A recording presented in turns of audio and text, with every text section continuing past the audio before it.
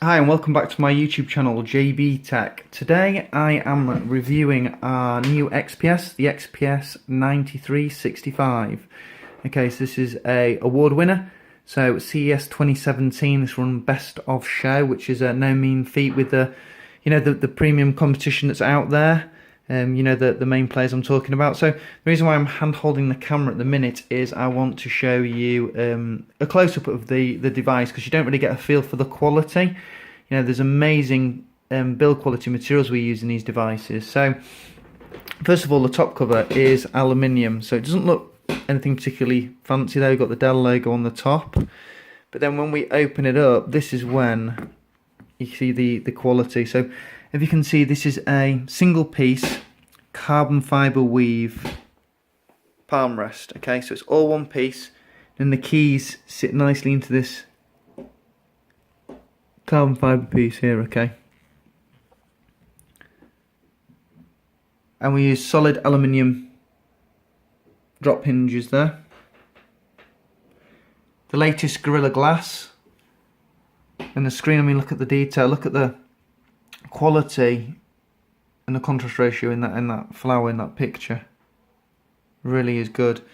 And then again on the bottom, again we use aluminium to save weight and to keep the device nice and stiff and strong. Okay, we also use magnesium alloys as well. So all the premium materials you can think of are used in this device. And as I mentioned, we're the only vendor to use carbon fiber weave, because weave is actually stronger. This is aerospace grade. Our competition don't use a weave like this, like Dell. Okay, and then if we look at this device is just amazingly thin. Look at that. Look how thin that is. It's a gorgeous piece of kit. Okay, so even with the device closed like this, it is 9mm to the desk. It's tapered, but it's 9mm to the desk at the front side, back to 14.5mm.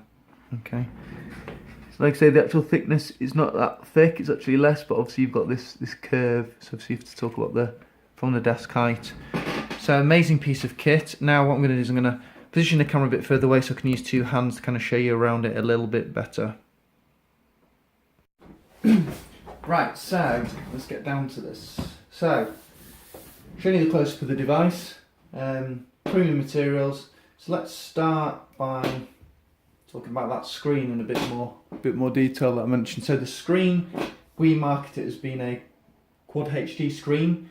Pixel ratio is really 3200 by 1800. That's really more a 3K screen, so we do kind of undersell the pixel density on there, which is a shame. So, talking more about the technology that's in this device. So as I mentioned, it's the latest generation. It's the Kaby Lake series of CPUs. So this uses the mobile processors, and I will kind of go into the changes Intel's made around that area. So as I mentioned, there's one key difference and why I needed two hands free to this against any other XPS that's been on the market, and that's because it's our first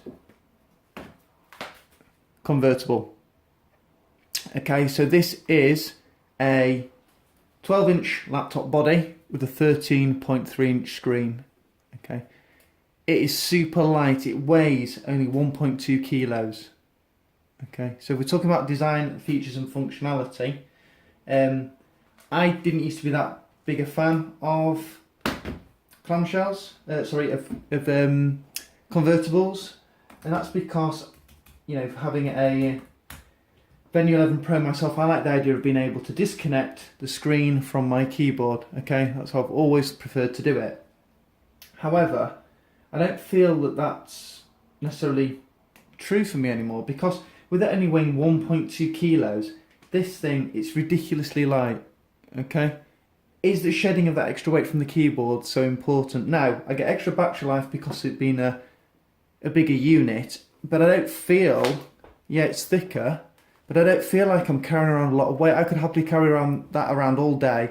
It supports the stylus as well, so you could have OneNote up taking notes, or if I want to do some drawing or sketches or architectural stuff, I can do.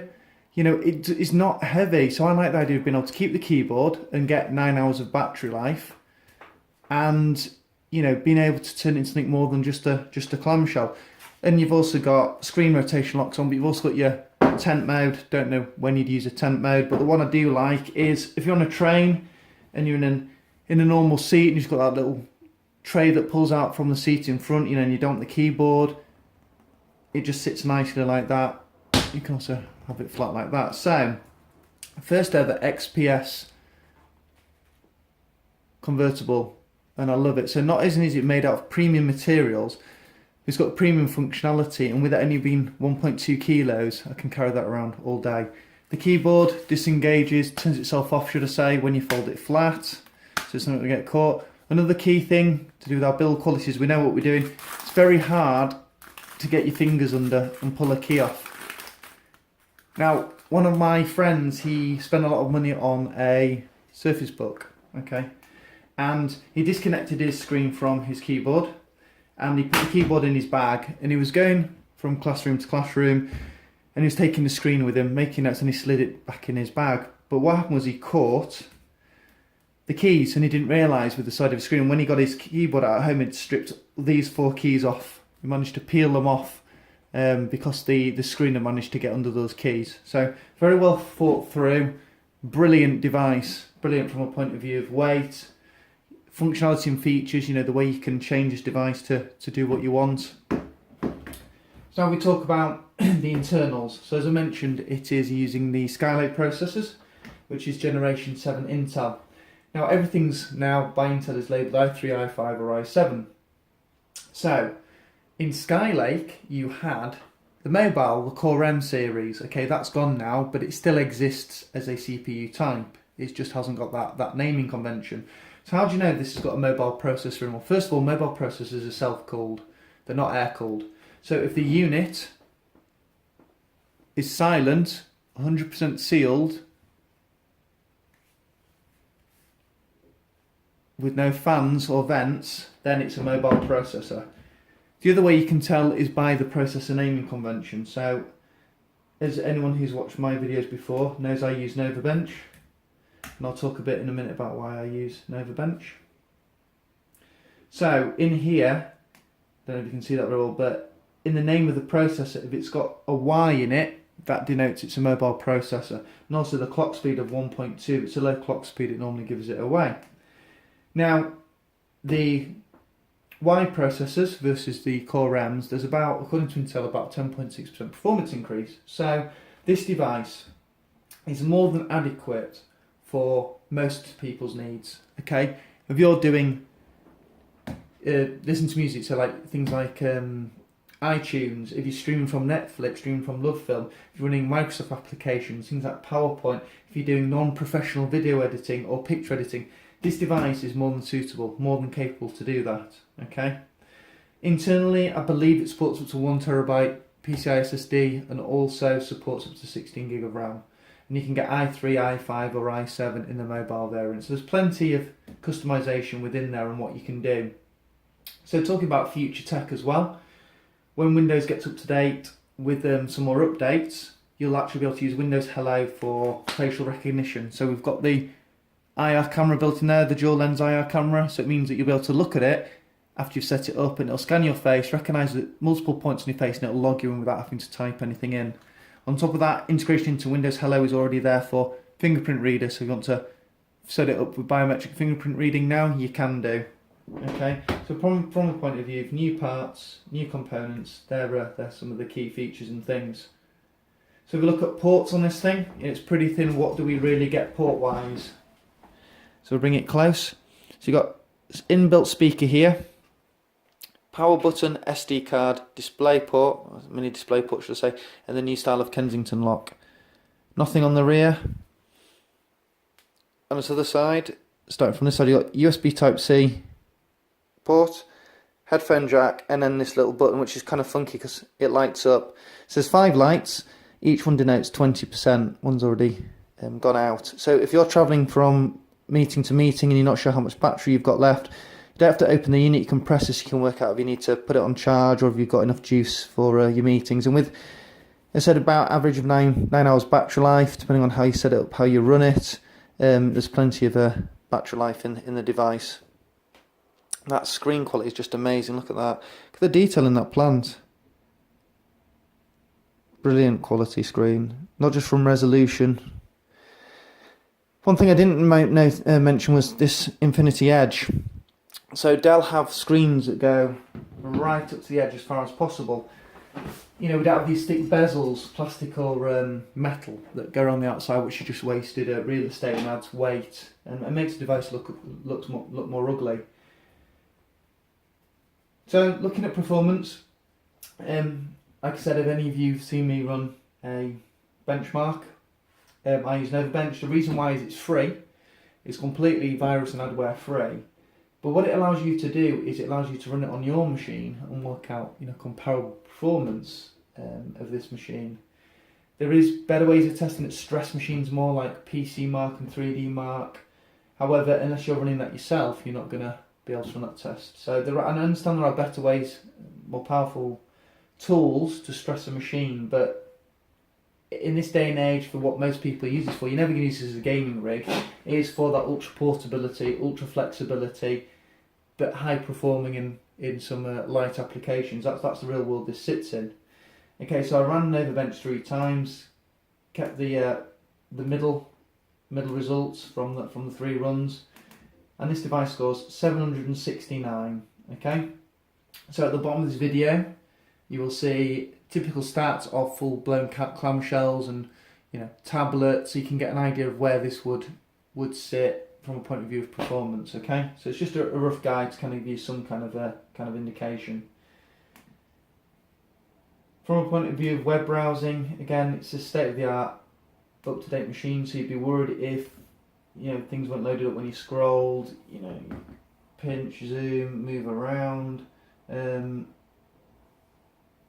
You know, it's just fast and responsive. When we go to YouTube, so say you're going to do video streaming, watch the new Pirates of the Caribbean trailer. Are we going to get an advert, or is it going to go straight in? Oh, straight in. So the audio's pretty good as well.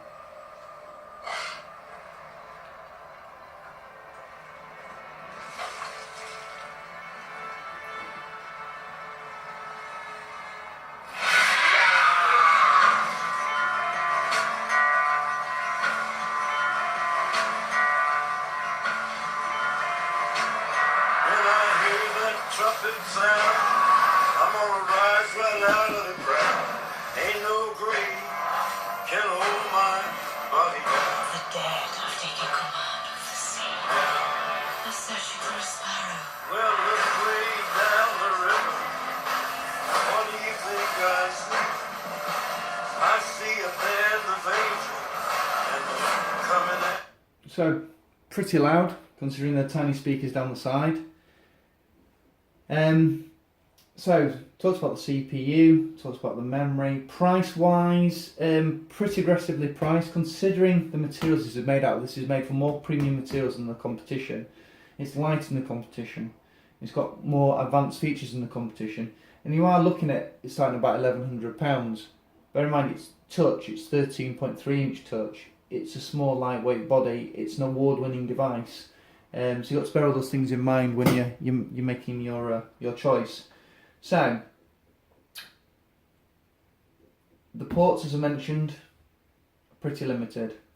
We have one single dongle, the DA200. You plug that in to the side, the USB Type-C port. Simple as that. And it gives you a few more legacy ports. Ethernet, USB 3, VGA and HDMI, all in this handy little dongle, self-powered, or should I say non-powered dongle. So that was just in case you need any kit bag along with the device. From a point of view of docking, as mentioned, it uses USB Type-C. If you're not familiar with that, it's a single cable, so it just plugs in the side. And if you can see the second screen, it'll also appear on there in a second. There you go. So you've got the USB Type-C desktoping, you've got the DA200 portable device for the unit.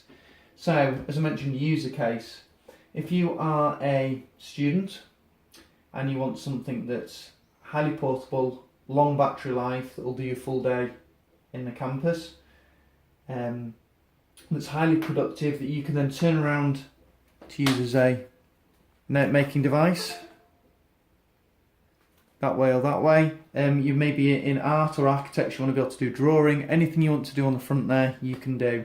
However, you're getting that battery life and you're getting a full size laptop with a decent size screen to work on day in day out without straining your eyes or squinting. Okay, so very good device. The other use case is business. If you're a CXO level and you do a lot of travelling, you want something that's ultra portable, ultra light that you can chuck in a bag that you can take away with you. So if you're senior management, exec, anything like that spends a lot of your time travelling around the world or the UK, then this is an ideal device for you as well.